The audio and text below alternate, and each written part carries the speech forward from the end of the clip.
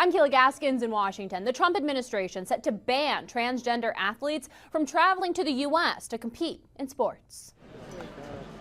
The U.S. State Department now ordering officials to deny visas to transgender athletes attempting to come to the U.S. to compete. 2-1, she gets it. The Daily Mail obtaining a copy of the memo.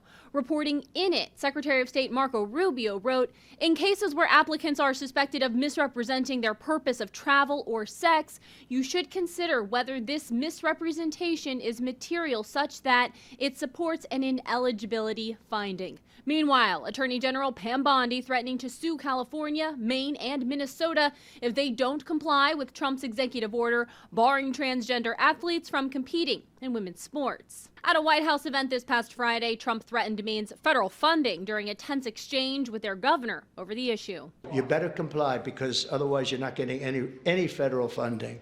See you in court. Every state, good, I'll see you in court. I look forward to that. That should be a real easy one. Sinclair's KATV spoke with activist Riley Gaines, who's fought to keep men out of women's sports. She says while this administration has made progress, there's still work to do. I definitely believe we are making good strides, but I believe the war on common sense, the war on woke, the war on women, the war on children, it's certainly far from over.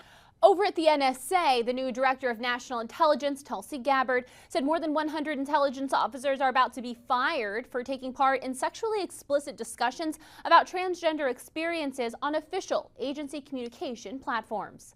In Washington, I'm Kayla Gaskins.